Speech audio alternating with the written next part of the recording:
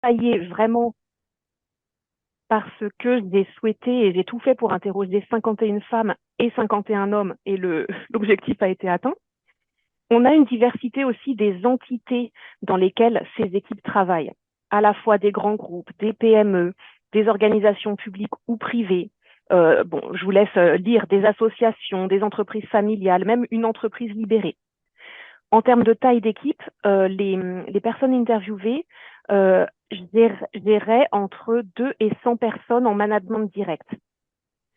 Quant au secteur, il représente aussi une grande diversité, depuis le sport jusqu'à la finance, à la tech, l'immobilier, les arts et spectacles, le marketing, le luxe. Et les pays, alors j'avoue que j'ai interrogé des personnes francophones dans des pays tels que la France, la Belgique, la Suisse, le Royaume-Uni, le Canada et l'Algérie. Après le panel, nous allons faire un détour par la méthode. Alors mince, parfois j'ai du mal à passer le diaporama. Ouais, oh là, voilà.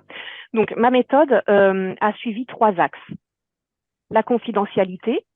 Pour moi, ça a été un parti pris important dès le départ et j'en suis contente parce que en garantissant la confidentialité aux personnes interviewées, j'ai pu avoir des retours vraiment sincères. En gros, ça permettait de faire tomber les masques de la représentation sociale. Voilà, on n'était pas face à un leader qui donnait une interview sur BFM Business devant tout le monde. J'étais face à un être humain qui se livrait sur sa gestion d'équipe et je suis vraiment ravie d'avoir adopté cette règle. Deuxième axe dans ma méthode, l'équipe comme animal fantastique.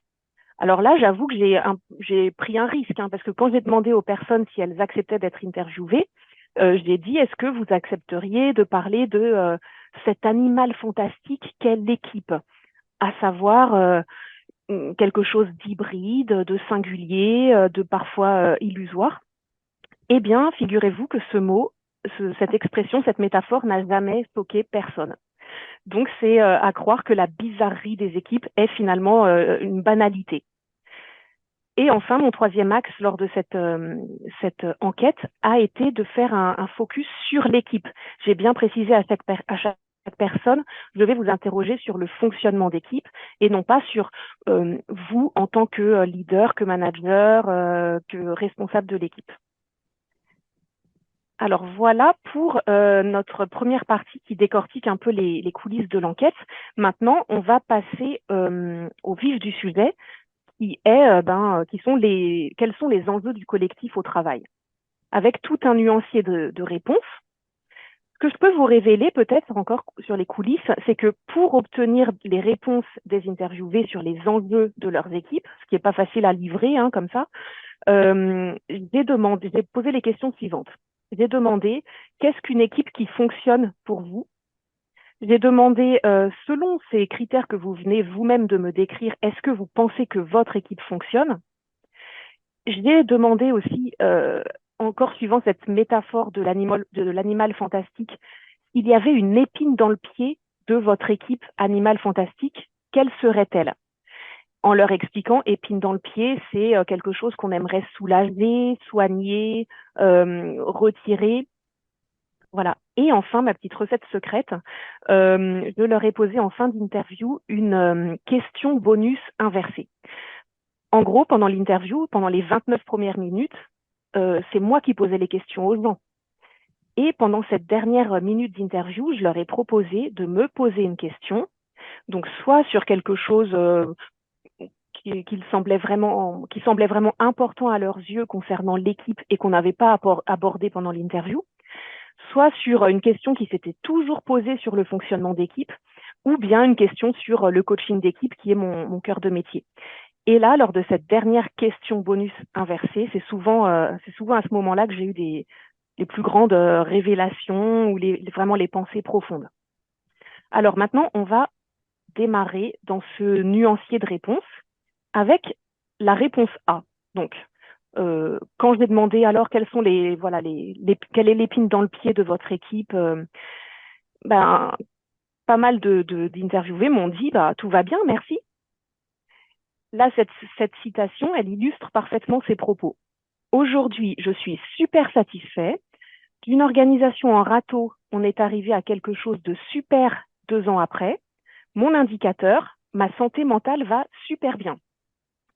Donc là, on est vraiment face à une réaction à chaud sous forme de citation. On voit qu'il y a 3 fois le mot super dedans, donc ça illustre très bien cette réponse A, tout va bien, merci, pas d'épines dans le pied, c'est bon. On va analyser ça quand même de manière plus profonde. Et j'ai décortiqué les points saillants, les 4 ingrédients ou les 4 registres d'une équipe qui fonctionne selon les personnes interviewées. Ces 4 registres, ce sont l'action, le rayonnement, je vais revenir dessus après, hein, la communication et l'atmosphère. L'action, bah, c'est assez basique, hein. Là, je vais pas mal citer les interviewés, mais une équipe qui fonctionne, c'est une équipe qui délivre dans les temps, dans les clous, elle réalise ses objectifs, réalise les ambitions confiées, remplit la feuille de route, fait son travail. Voilà, c'est clair et net. Le rayonnement, euh, il peut se voir sous 2 axes. Tout d'abord en interne, et encore je cite hein, les interviewés, ça voudrait dire se nourrir les uns des autres, les uns les autres, se donner envie, apprendre des choses au contact de gens intéressants qui font grandir. On a aussi le rayonnement en externe. Là, c'est plutôt la satisfaction client, le rayonnement de l'équipe et de l'entreprise à l'externe. Et bien sûr, entre l'interne et l'externe, on a tout un continuum qu'on peut nommer au sens large aussi attractivité. Le 3e point, c'est la communication. Évidemment, au sens premier, la communication, c'est quand l'information circule en vue de soutenir la connaissance, la compréhension. On a aussi la communication interpersonnelle, au sens d'échanges qui ont lieu de manière fluide. Là, je vais citer des interviewés qui illustrent ceci en disant « on a l'honnêteté de dire ce qu'on pense, chacun a la possibilité d'exprimer ses doutes, ses réticences, de remonter des points et de poser des questions. » Là, j'ai eu des interviewés même très au fait de ce qu'est un feedback réussi. L'un d'eux m'a dit, voilà, je sais qu'on peut parler du travail de la personne, pas de critiquer la personne. On doit faire un feedback conditionnel. Donc, j'avais certains experts en face de moi. 4e point, l'atmosphère. L'atmosphère, c'est une sorte de cercle vertueux qui est alimenté par divers éléments. Alors, je cite encore les interviewés, la bonne ambiance, l'épanouissement, le respect, l'émulation, la créativité, l'engagement, la cohésion, l'entraide. Donc voilà ces quatre piliers. Toujours dans notre réponse A, tout va bien, merci. Je vous propose quelques statistiques. Alors, quand je posais la question suivante, au regard des critères que vous avez vous-même cités, pensez-vous que votre équipe fonctionne? À votre avis, vous pouvez me répondre dans le chat, je ne sais pas si je vais voir les réponses, mais à votre avis, quel pourcentage des personnes interviewées ont répondu oui? Bon, moi, je ne les vois pas. Peut-être que toi, Aïcha, tu peux m'aider si ça fonctionne mieux de ton côté. Oui, alors on a 80%. Ah oui, ok. Qui dit mieux ou qui dit moins? J'aurais dit 50. Ah, bon alors, écoutez, voilà, vous avez tout gagné d'un seul coup parce qu'en effet, 50%. ouais, en effet, c'est ça la bonne Ah, réponse. très bien. 50% des personnes ont dit oui, je pense que mon équipe fonctionne au regard des critères que j'ai moi-même fixés. 44% oui, mais, avec un mais plus ou moins important, gênant ou ridiculement petit. Et 6% ont répondu clairement non. Donc Ok. voilà cette info. Euh, donc, dans l'équipe des tout va bien, merci, on a vu un exemple de réaction à chaud. On a vu l'analyse des 4 registres de l'équipe qui fonctionne. On a vu les statistiques.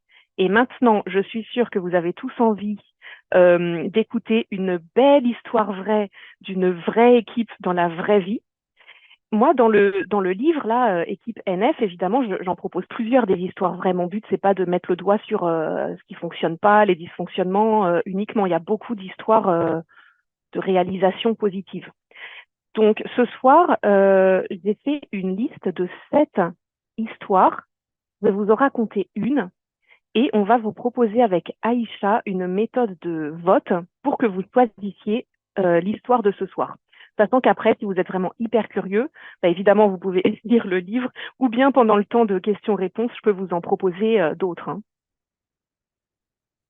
Oui, alors je vais tout de suite partager via le chat les sept phrases. Donc, la première, c'est la première histoire, la deuxième histoire, ainsi de suite. Et vous pouvez liker l'histoire que vous avez envie d'écouter. Donc, je vais les séparer. Je vous ai envoyé les sept d'un seul coup. Je vais les séparer pour pouvoir voter. Oui, Alors, tout de suite.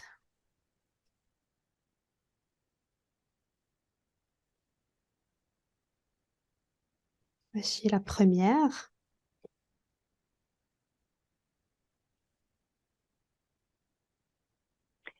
je les affiche aussi sur l'écran principal. Oui. Deuxième.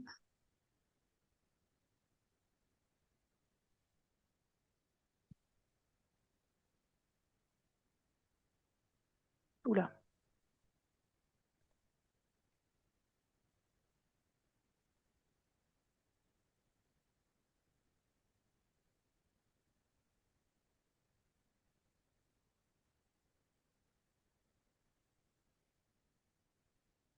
Compterai sur toi, Aïcha, pour me donner les résultats parce que je ne vois Oui, oui, pas ce qui oui. se passe dans le fil de discussion. Alors, la cinquième. Alors, vous pouvez liker, s'il vous plaît, le commentaire. Comme ça, on aura une idée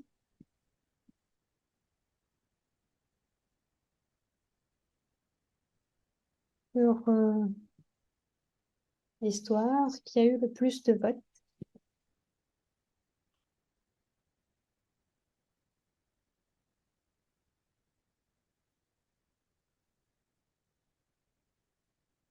Donc, un, c'est quand le service public bouscule les habitudes. Deux, la politique de rémunération d'une ONG, ça n'a pas de prix. Trois, la grande distribution, on connaît un rayon. Quatre, réduire en purée cette patate chaude. Cinq, la réunion ne passera pas par cette agence de conseil. Six, organiser la semaine du lundi au vendredi, pourquoi faire? Et la dernière, la septième, c'est équipe apprenante en mission dans un cabinet de conseil.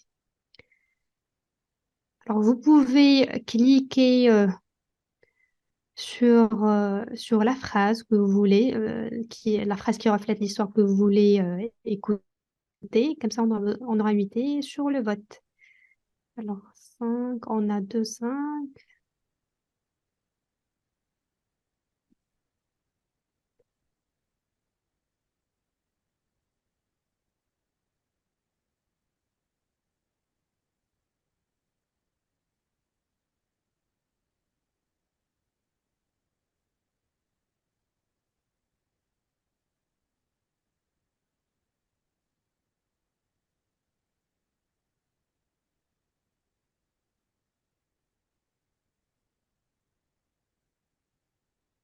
6.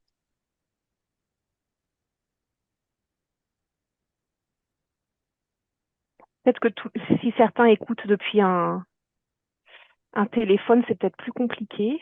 Je me rends pas trop compte. Ça dépend peut-être des supports, mais Oui, possible. Sûrement, on n'a pas eu le vote de tout le monde. Comment liker? Alors, vous pouvez cliquer sur les 3 points, les pointillés qui s'affichent, justement, qui s'affichent. Justement, on n'arrive pas par téléphone. Donc, il y a des ah, personnes. c'est ça alors. Alors, Oui, oui, ok. vous pouvez écrire le nombre Un, Oui, deux, tout à fait. trois, quatre, 5, 6 ou bien 7. Sinon, toutes les histoires sont bien, hein. Il n'y a pas, il y a pas un enjeu exceptionnel. Alors, 6, 5, ok, voilà. Alors, est-ce qu'on se lance? Alors, on est entre 6 et 5. Tu Aïe, choisis, Valina. entre la 6 et la 5. Toi, tu choisis, hein. Aïcha, tu choisis. 1, 2, 3, 4, 5, 6. Organiser la semaine. Non, la 6. Donc, La c'est sixième. organiser la semaine du lundi au vendredi. Pourquoi faire? Oui. Ouais. Ok, elle est sympa cette histoire parce qu'elle illustre un peu tout ce qu'on a tous connu, hein, avec les confinements, l'explosion du télétravail, la question de où travailler, quand travailler, avec qui travailler, dans quelles conditions. Et là, j'aime bien cette histoire parce qu'elle elle m'a permis vraiment de voir les coulisses de la réflexion d'une dirigeante vraiment en action. C'est comme si quelqu'un ouvrait les rideaux de sa réflexion et racontait tout. Donc, comme je vous l'ai dit, ça se passe cette histoire dans une start-up qui a déjà plusieurs années d'existence, voilà. Et donc, ils ont essayé de faire bouger les frontières de la temporalité du travail. Et ils ont poussé les choses très loin. C'est pour ça que cette histoire est assez surprenante et peut-être unique. Donc, je vais citer la dirigeante et la fondatrice de la start-up. Elle me dit: on est parti de l'hypothèse que chacun n'était pas forcément efficace au même moment, ni 24 heures sur 24, 7 jours sur 7. Une personne peut être efficace le dimanche soir et pas le lundi matin. On s'est dit que chacun pouvait travailler comme il voulait, quand il pouvait. On a tenté de décaler les fins de semaine au mercredi, au sens où chacun pouvait terminer sa to-do le mercredi et pas le vendredi. Ça n'a pas fonctionné. Bon, c'est assez honnête et transparent de sa part. Finalement, c'était trop hasardeux pour les équipes et pour nous, donc pour les dirigeants. Aujourd'hui, le vendredi, finalement, c'est le jour où on fait remonter la data et on prépare la semaine suivante pour avoir les idées claires. Aujourd'hui, il y a entre 2 et 3 jours de télétravail par semaine qu'on prend tous en même temps. C'est ce qui convient le mieux à chacun. Ça marche très bien. Donc voilà, j'aime bien cette petite histoire qui finalement aboutit sur un succès. Tout le monde est content de cette mise en œuvre et de cette organisation collective. Et il est important de souligner que ça s'est fait par des essais-erreurs, des tâtonnements, le fait d'écouter tout le monde, de tenter des choses et finalement d'aboutir à une solution trouvée collectivement. Donc voilà, très bon choix, très bon choix d'histoire. Euh, et pour les autres, ben oui, on verra pendant le temps de questions-réponses s'il nous reste du temps. Elles sont toutes assez courtes comme ça, hein. Alors, continuons. On était à la réponse A, où certaines personnes, quand on leur demande quels sont les enjeux de leur équipe, disent bah, tout va bien. Réponse B, on est déjà dans un autre type de réponse. Alors, quelqu'un m'a dit épine dans le pied. Vous avez dit épine dans le pied. Là, je vous montre un beau paysage suisse parce que, en effet, c'est un interviewé suisse qui m'a répondu ça. Il m'a dit: quelqu'un qui bloque n'est pas une épine dans le pied, mais un challenge. Alors, bienvenue en Suisse où on cultive l'art de composer au quotidien. Je vais le citer parce qu'il m'explique pourquoi ce langage pour lui est assez étrange. Il m'a dit: il y a un certain décalage entre la Suisse et la France dans le style de management. En Suisse, et c'est inspiré du système politique, on ne manage pas par le bras de fer, l'autorité, mais plutôt via la culture du consensus et du dialogue. Quelqu'un qui bloque n'est pas une épine dans le pied, mais un challenge. C'est satisfaisant quand on arrive à trouver un accord, amener des propositions. On est ouvert sur le participatif et surtout le collaborateur citoyen accepterait mal de donner son avis au niveau politique, dans la démocratie locale par exemple, et pas dans l'entreprise. Cette histoire, ça illustre aussi le fait que moi, j'ai fait des efforts et je me suis imposé la règle de poser les mêmes questions à 102 interviewés et que malgré ça, il y a des différences de perception, d'interprétation et toujours des surprises. Bon, c'était le petit voyage. Réponse C, épine dans le pied, évidemment. Alors, ne vous méprenez pas, si j'ai mis l'image du monstre du Loch Ness, ce n'est pas un bug, c'est fait exprès, je vais vous révéler ça dans quelques instants. Donc, certains disent, bah oui, évidemment, entre les crises sanitaires ou géopolitiques, les guerres, l'inflation, le télétravail, les jeunes, le coût de l'énergie, oui, épine dans le pied, évidemment. Alors, ne croyez pas que je dis ça de manière ironique, parce que s'il y a bien une chose que j'ai apprise en menant ces interviews, c'est l'humilité. Parce que finalement, chaque dirigeant, chaque manager, chaque responsable d'équipe fait comme il peut, avec souvent beaucoup d'épées de Damoclès au-dessus de la tête. Et il faut vraiment fausser ses lunettes, fausser les lunettes du dirigeant, du manager pour comprendre leurs enjeux. Donc, tous les enjeux cités là, ils sont, les responsables d'équipe, ils font face évidemment. Mais ce sont des enjeux qui me font penser au monstre du Loch Ness parce que ils sont très gros. On croit qu'on les a saisis. Tout le monde en parle. Et c'est vrai que quand j'ai mené les interviews, c'était difficile de ne pas me laisser submerger par ces enjeux parce que c'est comme si 102 personnes affirmaient toutes avoir vu ou même photographié le monstre du Loch Ness. Heureusement, quand on mène des interviews qualitatives, on peut dépasser ce premier de réponse qui est plutôt ce premier niveau de réponse qui est plutôt consensuel ou contextuel, mais qui ne concerne pas réellement le fonctionnement des équipes. Ça concerne plus l'actualité, le contexte. Je vais prendre un exemple pour illustrer ça et dérouler le raisonnement vraiment de A à Z avec la problématique des jeunes. Donc, il faut savoir que les mots jeunes et génération apparaissent plus d'une cinquantaine de fois dans la retranscription des interviews. Je vais citer quelqu'un qui dit, donc ça, c'est une associée dans un cabinet d'audit et de conseil, qui dit « J'ai beaucoup de mal à gérer les jeunes générations. Les jeunes ont du mal à donner à l'autre, aux clients, à se dépasser. D'autres ont la niaque et progressent très vite. Il faut suivre. En tout cas, ça demande beaucoup d'énergie. » On constate dans cette citation qu'on a un peu tout et son contraire. On a soit j'ai du mal, ils ont du mal, mais on a aussi ils ont la niaque et progressent très vite. Donc finalement, il n'y a que la conclusion qui dit ça demande beaucoup d'énergie. Ça oui, on veut bien le croire. Idem, d'autres personnes interviewées disent plus les gens sont jeunes, moins ils sont souples. Ah bon? C'est bizarre parce qu'on entend aussi que ce sont les seniors qui ne sont pas souples. Donc pour moi, face à cette question intergénérationnelle, c'est clair que les personnes interviewées parlent de complexité, d'appréhension, de dépenses d'énergie.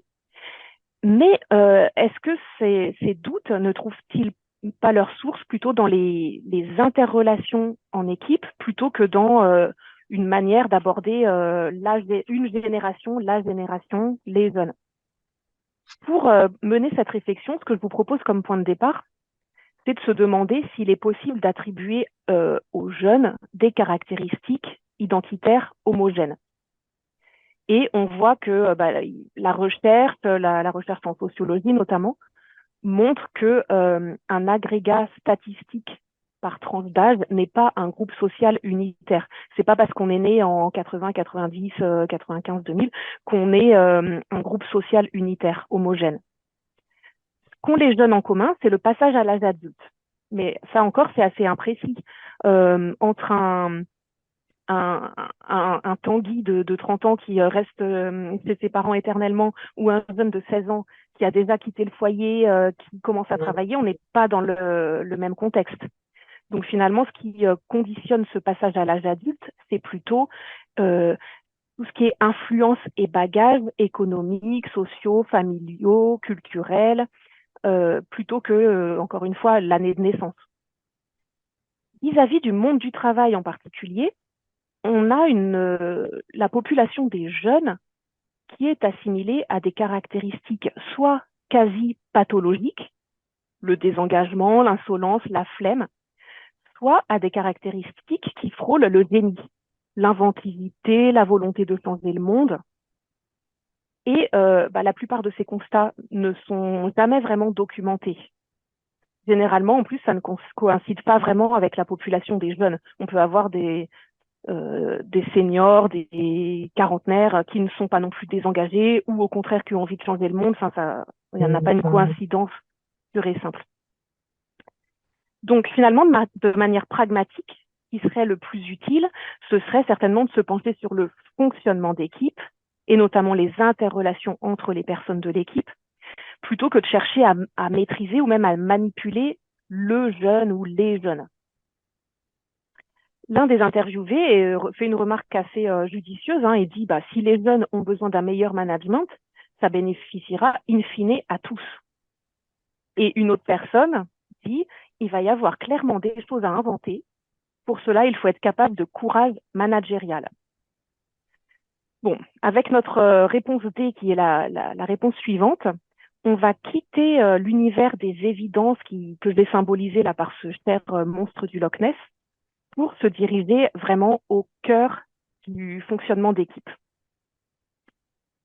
Alors, je retrouve la main sur les slides. Voilà. Donc là, dans la réponse D, à la question quelle est l'épine dans le pied de votre équipe, on va aboutir sur 3 causes, 3 symptômes. D'où ma petite trousse à pharmacie.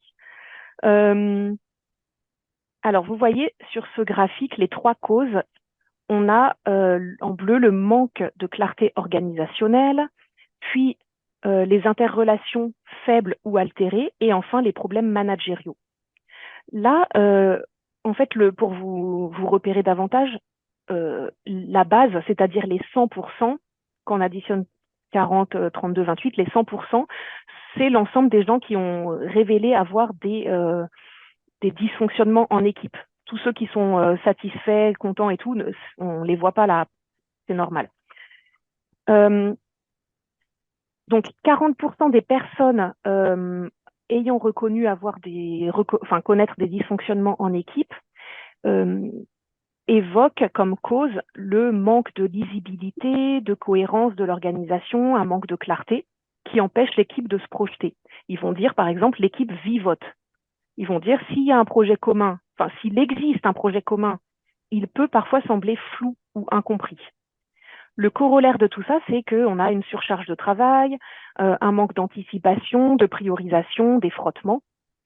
Certains vont utiliser des termes assez lourds concernant le rapport au temps. Par exemple, on a des tensions entre les visions de court et de long terme, des lourdeurs, une surcharge. Heureusement, je vais vous donner une petite étincelle d'optimisme dans tout ça, en racontant le cas d'un interviewé qui est assez sage, finalement, vis-à-vis de cette anticipation et de cette course effrénée contre la montre.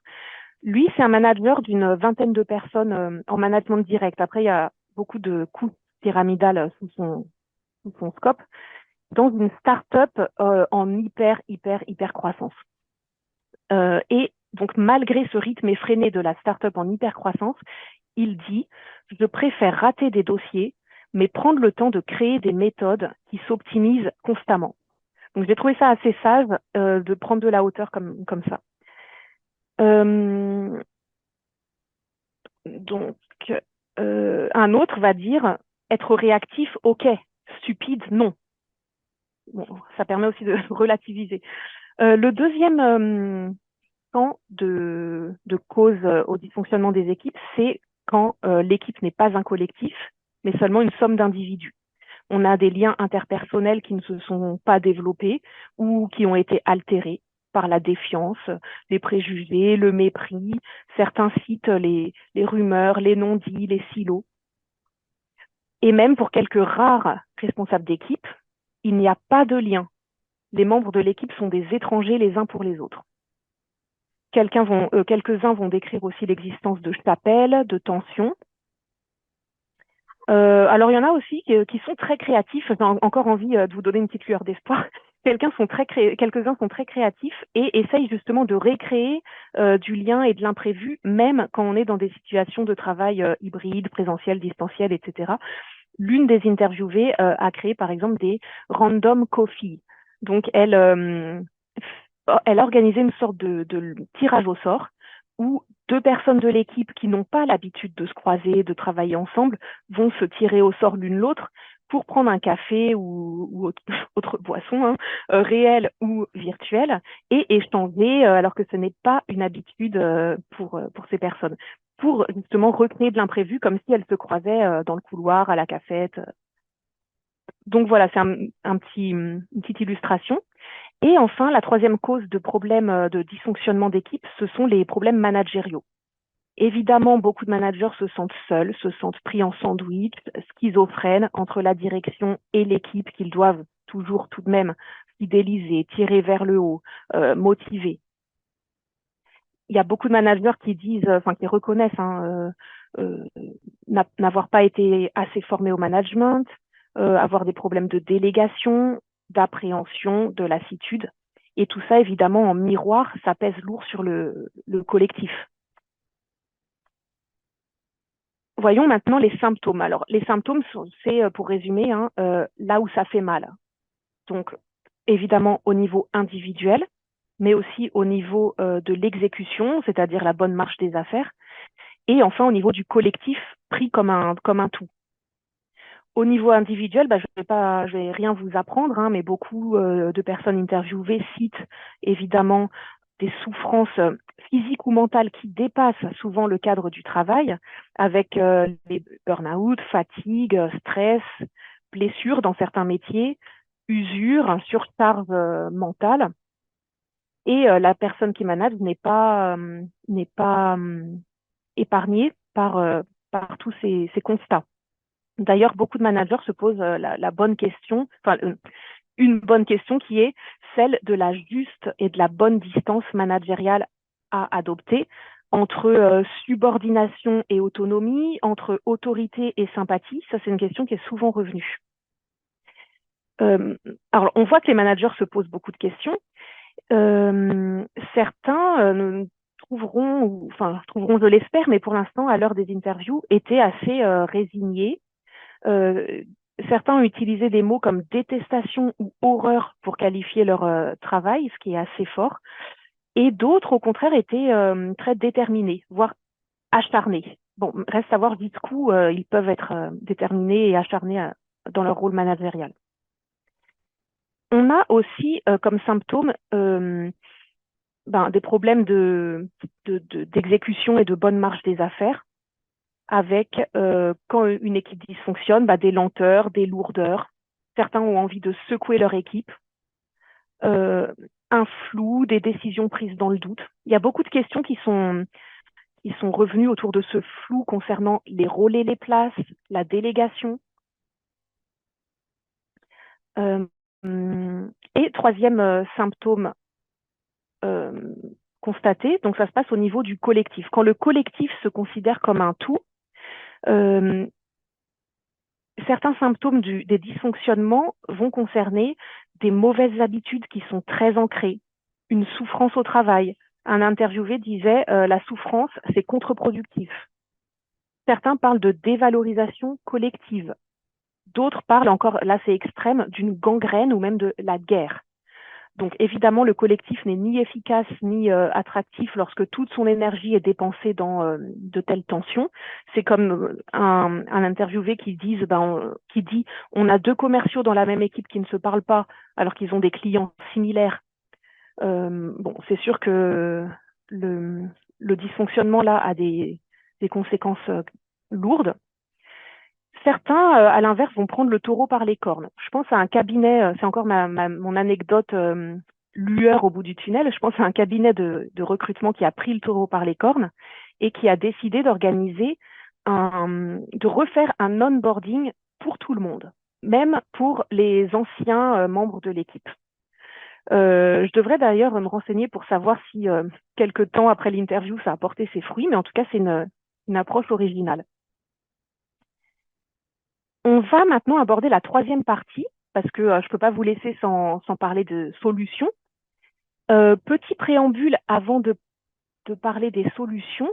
Pour moi, il est certain que pour prendre soin de cet animal fantastique équipe, des chouquettes ne vont pas suffire, ni même un lieu de travail joli, cosy, un séminaire de temps en temps. Pour moi, ça c'est bien, hein, personne ne va aller contre, mais si c'est considéré comme un sparadrap sur une équipe ou une organisation dysfonctionnelle, bah, au mieux on n'aura pas de résultat, au pire ça va empirer les choses justement. Alors passons à la partie des solutions. Première solution proposée, l'analyse des personnalités. Pourquoi je vous ai mis des feux comme ça, des feux de circulation? Bah, le feu rouge, c'est un peu comme la personnalité, ça représente la personnalité vilain petit canard. Et le feu vert, le talent, la perle rare. Vous remarquez que autour du feu, c'est un peu fumeux, fumé. On va détailler un peu tout ça. Alors, lorsque le collectif patine, le manager, le dirigeant, le responsable d'équipe peut activer un réflexe bien courant, hein, qui consiste à voir l'équipe en premier lieu sous le prisme des personnalités. Ça semble intuitif parce que ça va lui permettre de sélectionner, d'évaluer, de recadrer ou voire d'évincer là où les personnalités à problème, de chercher le coupable, d'identifier le ou les plus passifs, ceux qui ne travaillent pas assez, on se retrouve là dans le feu rouge, et à l'inverse, donc feu vert, de reconnaître ceux qui travaillent bien, de recruter les talents, les perles rares. Problème, c'est que voir l'équipe sous le prisme des personnalités uniquement, bah déjà ça fige les choses, et en plus, ça peut isoler le manager, ça peut l'épuiser dans des interprétations, dans des recadrages, sans que ça ait un quelconque impact sur le collectif. Et alors, le manager peut se retrouver dans une fuite en avant et se dire, bah voilà, quand un tel sera parti, quand j'aurai la main sur le recrutement, si j'avais pu choisir mon équipe, quand telle personne sera recrutée, ça ira mieux. Mais bon, entre le mouton à 5 pattes et le bouc émissaire, on peut vite oublier que les problèmes de personnalité ne sont pas figés et que ils survivent, ils se maintiennent surtout en raison de l'interaction entre une personne et son entourage. Deuxième solution proposée, le manager super-héros. Est-ce que c'est une solution viable? Ça, c'est un réflexe aussi répandu hein, quand il y a un dysfonctionnement de l'équipe, c'est de se tourner vers le responsable, le chef. D'ailleurs, souvent, on va former ou coacher uniquement le manager et on va espérer un effet ruissellement. Après, la question de savoir si c'est un ruissellement sous forme de torrent ou de goutte à goutte, personne ne le sait vraiment. Finalement, il y a beaucoup d'injonctions qui pèsent sur les épaules de ce manager. Soit empathique, soit bienveillant, préserve son équilibre vie pro, vie perso, mais aussi soit inspirant pour ton équipe. Et bien sûr, n'oublions pas, délivre des résultats. 3 problèmes à ça, à ce manager super-héros. Tout d'abord, sa charge managériale ou sa surcharge managériale est énorme. Deuxièmement, on ne peut pas dire le contraire. Hein. Le manager a une position ambiguë au sein de l'équipe. Déjà, est-ce qu'il est au sein de l'équipe? Est-ce qu'il est au-dessus? Est-ce qu'il est à côté? Le fait est qu'il ne voit pas tout le système équipe. Donc, comment pourrait-il tout régler, tout résoudre? Troisième problème, si on met le focus sur le manager uniquement, on passe à côté d'une action sur le système équipe. Alors, troisième solution, c'est là que je vais arriver avec mes gros sabots. Pourquoi pas un coaching d'équipe? Je sais qu'aujourd'hui, c'est pas encore un réflexe ou quelque chose de banal, mais finalement, pourquoi ne pas inviter le dirigeant ou manager à s'insérer dans un paradigme nouveau? C'est-à-dire qu'au lieu de tirer, de pousser son équipe, il pourrait se mettre en position d'avancer en équipe. Pour cela, ça signifie réévaluer tout l'iceberg équipe et pas seulement la partie émergée de l'équipe, mais connaître aussi ce qui se passe sous le niveau de la mer grâce à un diagnostic du fonctionnement d'équipe et pas seulement des personnalités, un diagnostic des rouages, des interrelations, des schémas répétitifs. Ça veut dire en fait comprendre avant d'agir. Agir, c'est ensuite travailler en équipe sur l'équipe, en acquérant de nouveaux réflexes, concernant différents champs, hein. Par exemple, trouver le juste équilibre entre la transversalité et les silos, ou encore adopter un mode de réunion efficace, simplement, ou bien trouver un contrat d'équipe sur les paramètres de temps et de lieu de travail, ou encore simplifier des process en équipe. Et troisième étape très importante, consolider ces nouveaux réflexes acquis ensemble en sachant les réactiver, les répéter et surtout avec de plus en plus d'autonomie.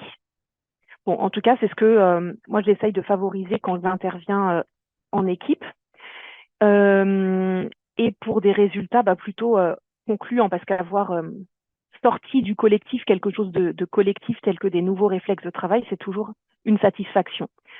C'est ce qu'on va voir avec une note positive de l'un des interviewés qui déclare: une équipe qui fonctionne, c'est comme un groupe de musique.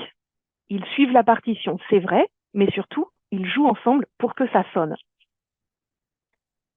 Voilà, je vous remercie pour votre attention. Et maintenant, la parole est à vous. Toutes vos questions sont les bienvenues. Ça peut être de vous raconter un cas, une histoire supplémentaire parmi les 7 de tout à l'heure. Voilà, toutes sortes de questions. Ou même, est-ce que l'animal fantastique, ça vous parle à vous? Comment, en tant que manager ou dirigeant, vous vous considérez par rapport à cet animal fantastique équipe? Je vous écoute. Ou Aïcha, Merci. peut-être tu lis, je ne sais pas comment on peut faire. Merci beaucoup, Vanina. Et bien sûr, on ouvre la porte aux questions, interventions. Moi, j'ai adoré. Est-ce que tu peux revenir au slide précédent? Oui, je suis là? Oui. Ou encore? Oui, oui. Une équipe qui fonctionne, c'est comme un groupe de musique. Vraiment, c'est très parlant. Ils suivent la partition, c'est vrai, mais surtout, ils jouent ensemble pour que ça sonne. C'est tout à fait vrai. Mm. Euh, la gestion d'équipe, c'est vraiment, c'est pas évident. Ça demande une combinaison de compétences interpersonnelles, de compréhension des dynamiques de groupe et aussi de capacités organisationnelles. Je fais référence au schéma que tu as montré au tout début de ta présentation. Un travail très lourd. Je te félicite pour le livre, Vanina. Tu as apporté des insights très importants. Alors, chers participants, si vous avez des questions, vous pouvez lever la main pour intervenir. Vous pouvez activer votre micro ou bien vous pouvez juste envoyer vos questions via le chat, s'il vous plaît.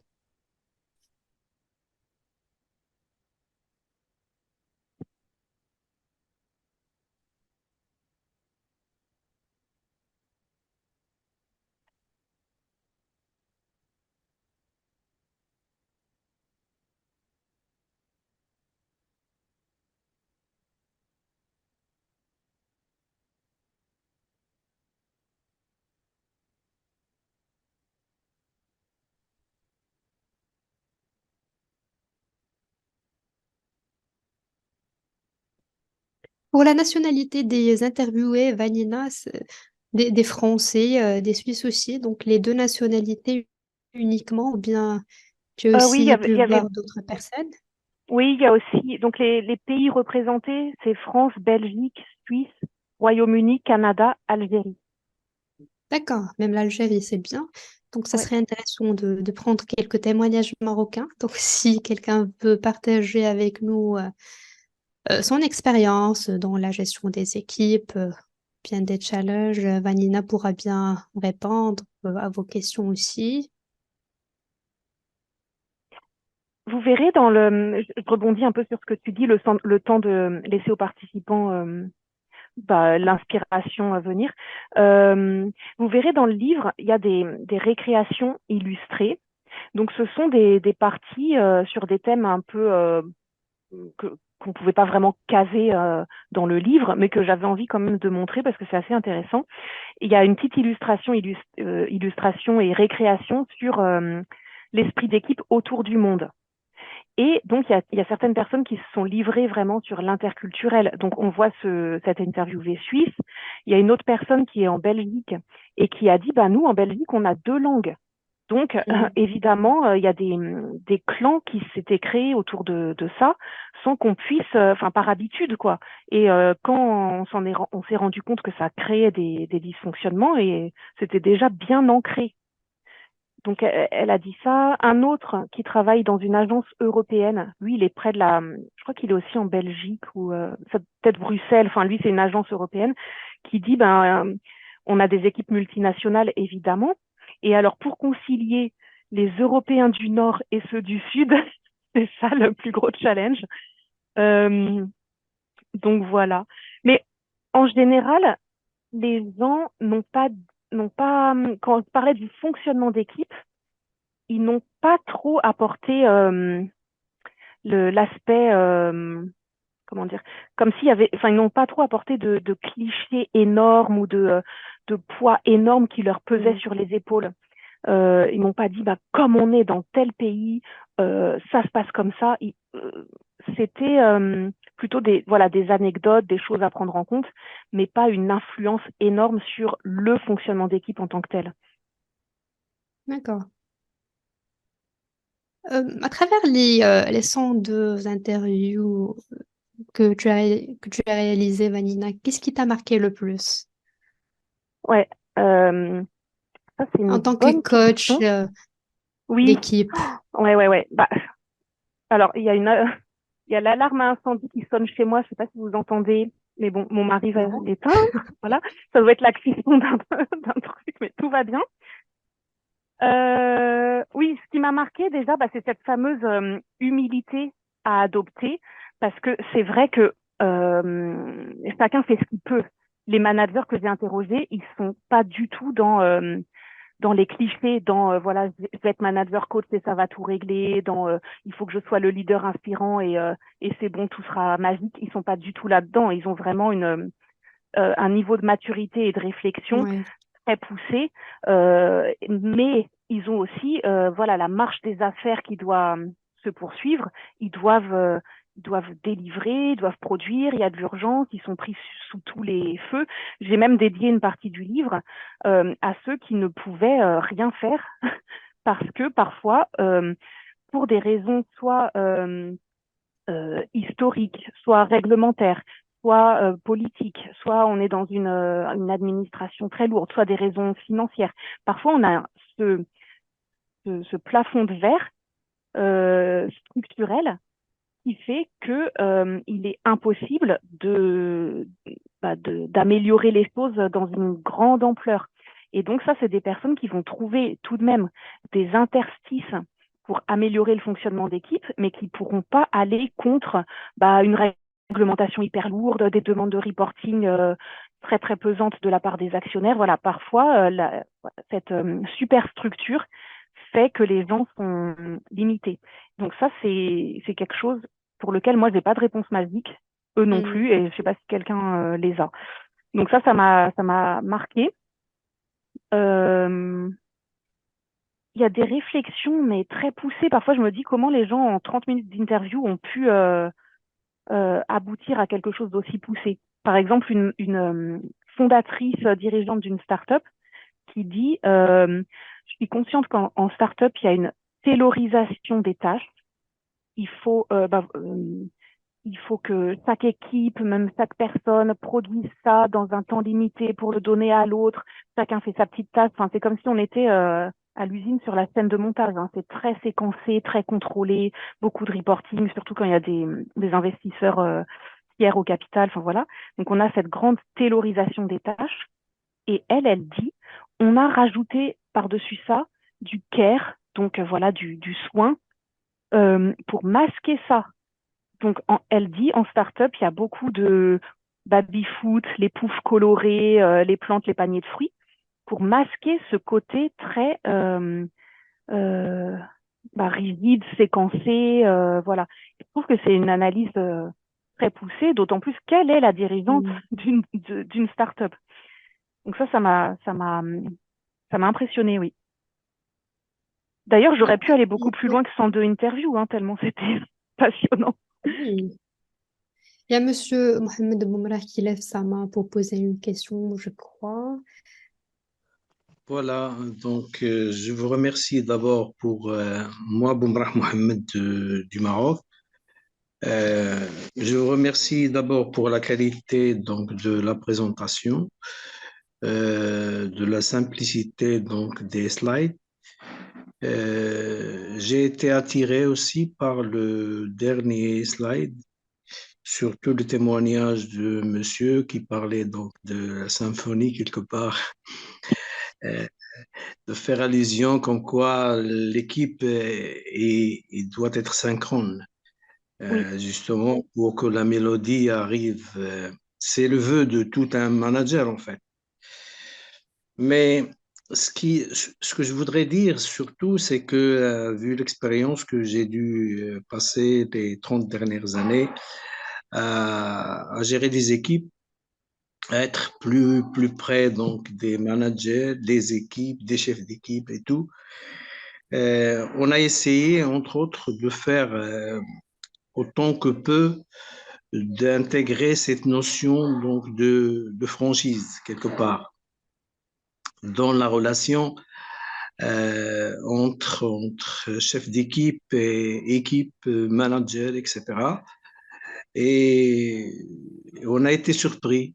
On a été surpris donc de l'approche et du rapprochement entre les deux parties ou les parties les tierces. Ce qui est bizarre, c'est que finalement, comme vous dites, les non-dits sont là. mm, Les non-dits ils sont là. Donc, le manager, il a des choses qu'il n'arrive pas à dire. Les, les subordonnés, ils donnent d'autres choses. Donc, et oui, l'iceberg, il est là. oui, Donc, allez voyez, c'est la partie émergée donc, de l'iceberg. C'est tout un travail qu'il faudrait faire. oui. Mais il faudrait essayer de creuser un petit peu sur cette notion de franchise pour certainement, ça ne fera que du bien. Ouais. Merci à Bah, vous. merci à vous, c'est intéressant cette question, d'autant plus que vous avez un recul de 30 ans, donc c'est un témoignage important. Euh, Là, j'ai l'impression, on est souvent confronté dans le monde du management, des équipes, du monde du travail à des phénomènes de mode. Donc là, vous avez dit franchise, et il y a beaucoup de gens qui utilisent le mot transparence. Et donc, c'est plutôt au travers du mot transparence que enfin, c'est Oui, plutôt le mot oui, transparence qui est effectivement. intervenu. Et alors, mais les gens, encore une fois, les 102 personnes se posent beaucoup de questions sur ça, parce que, ben, notamment quand on est un dirigeant, on ne peut pas tout dire tout le temps à tout le monde, parce que sinon, bah, on n'avance plus. Et puis, il faut aussi qu'il y ait une sorte de stabilité vis-à-vis des équipes.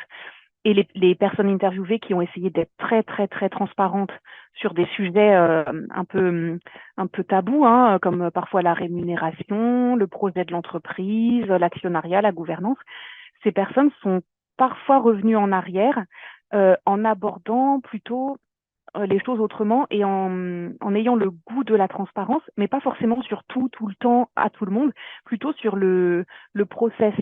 Par exemple, au sujet de la rémunération, dire euh, on va avoir une politique de rémunération, les critères ce seront ça, les échéances, la fréquence, les modes de discussion, mais pas aller jusqu'au bout de la transparence et dire la grille de salaire c'est ça, un tel touche autant, le bonus je vais le calculer comme ça à telle date. Donc les personnes interviewées ont conscience que cette notion de transparence doit être vraiment appréhendée finement. Euh, il y a un autre concept qui revient souvent et qui se rapproche de la franchise, c'est de se parler d'adulte à adulte au sein de l'équipe. Vraiment ne pas infantiliser les collaborateurs, c'est la base, parce que bah, déjà personne n'est dupe, Ouais, ça ne ouais, motive personne. Euh, Quant aux non-dits, et les non-dits, c'est un peu pareil, hein, quand quelque chose n'est pas dit, enfin, ça se voit, ça se sait, tout se sait, c'est palpable. Euh, et donc, les gens qui les subissent, là, parmi les interviewés, s'en rendent parfaitement compte. Et ça fait partie, en effet, de la partie immergée de l'iceberg. le truc, c'est que le manager a une position vraiment particulière parce que lui, il est au sommet de l'iceberg et évidemment, tous les managers ne vont pas tout lui révéler, hein. Il y a les jeux politiques, il y a la stratégie individuelle, collective. Chacun a intérêt à ne pas tout révéler, c'est normal. Euh, donc, le manager n'est pas forcément toujours le mieux placé pour comprendre les rouages de son équipe. Donc voilà. Et peut-être pour rebondir sur votre intervention, vous avez Oui, dit effectivement. que quand les uns et les autres ont été plus francs, enfin quand la franchise s'est instaurée, on a été surpris. Vous avez dit ce mot surpris. Je ne sais pas si vous pouvez Oui, surpris expliquer. parce que normalement, euh, la franchise, il se place là où on fait des interventions séquentielles, des réunions séquentielles entre managers et des équipes ou des chefs d'équipe avec leurs équipes individuellement. D'accord? Mm, mm, Et par là, euh, tout un chacun dit ce qu'il a au fond, dit ce qu'il a au fond, et on retient ce qui non dit, ce qui est non dit, il mm. apparaît quelque part. Il apparaît quelque part et on se fait des rendez-vous pour corriger et on se donne des rendez-vous aussi pour s'asseoir ensemble et revoir ce qui a été fait, ce qui n'a pas été fait. Et il y a de la valeur ajoutée quelque part. C'est vrai que les non-dits restent, ils sont là, et on n'arrive pas à combler tout ce qui n'est pas dit, mais on a osé quand même faire de cet outil de franchise une manière de piocher sur ce qui n'est pas dit. Mm. Oui, ouais, ouais. Je vous rejoins là-dessus et c'est vrai, ouais. Certains interviewés disent ça avec Voilà. chacun leur vocabulaire, hein. Certains vont dire vraiment le pire, c'est de faire l'autruche, de fuir les sujets. C'est un peu ce que vous dites aussi. Mm. Effectivement, c'est ça.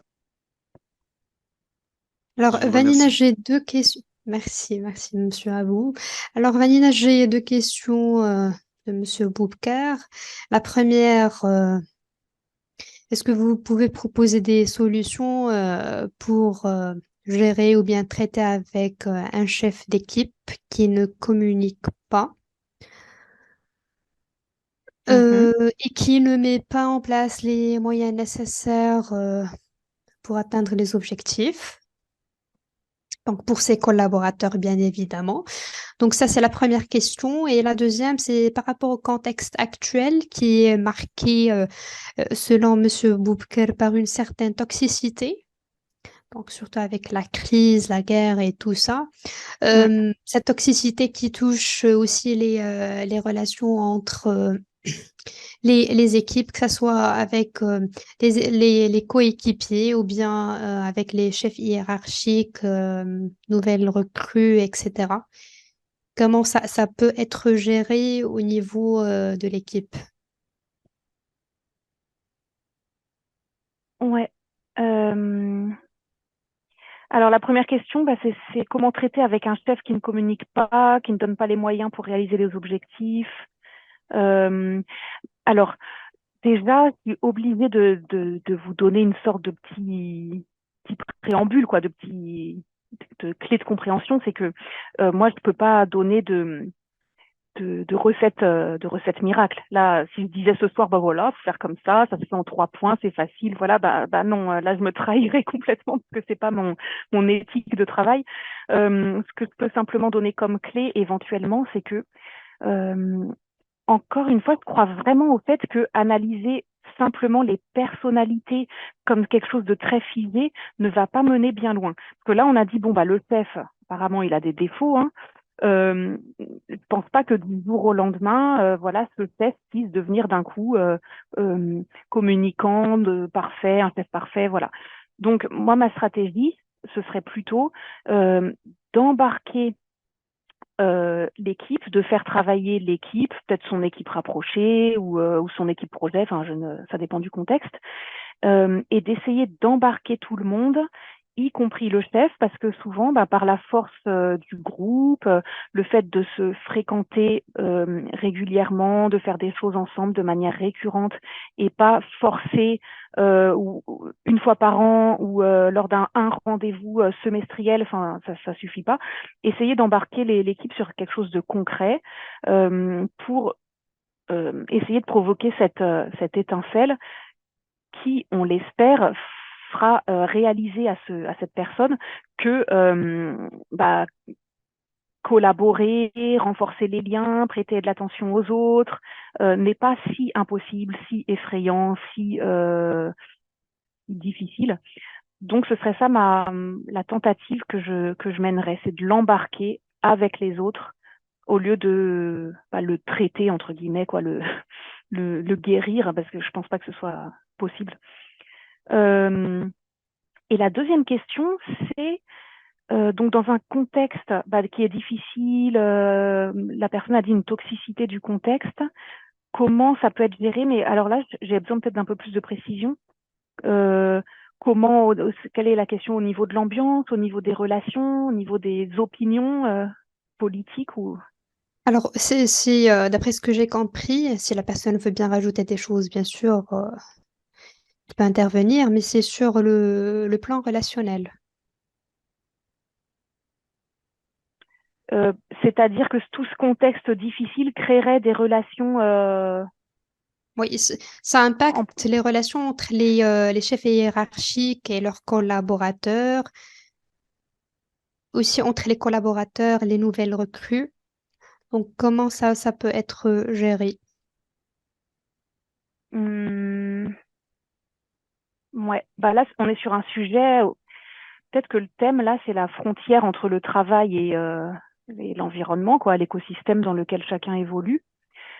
Encore une fois, je pense que là, il y a quelque chose qui peut pas fonctionner, hein, c'est l'infantilisation, le fait de mettre les choses dans la catégorie non dit, parce que de toute façon, ça va ressortir. Donc, peut-être que des manières d'instaurer des dialogues et des modes de communication d'adulte à adulte pourraient contribuer avec des outils comme par exemple la médiation, le fait on a la communication non violente qui peut aider. Bon, des choses comme ça peut-être pour faire passer la parole et faire diminuer le niveau de tension, de jugement, voilà, se mettre sur le même canal de communication. Bon, ça reste des réponses un peu dans l'absolu puisque je connais pas Justement, précisément le ça dépend contexte. du contexte, des Mm. spécificités de l'équipe aussi. Donc, ce sont des clés à prendre en considération. Mm. Vanina, je te remercie énormément pour ce Merci. partage assez riche et je te félicite pour le livre. Merci beaucoup à tout le monde pour votre participation, pour les questions posées. Notre webinaire touche à sa fin. Donc, on se dit à très bientôt pour un autre webinaire sur un autre sujet. Donc, Vanina, si tu as un mot d'atterrissage. Oui, alors ça c'est le truc, c'est l'improvisation, hein, c'est le moment que je n'avais pas préparé.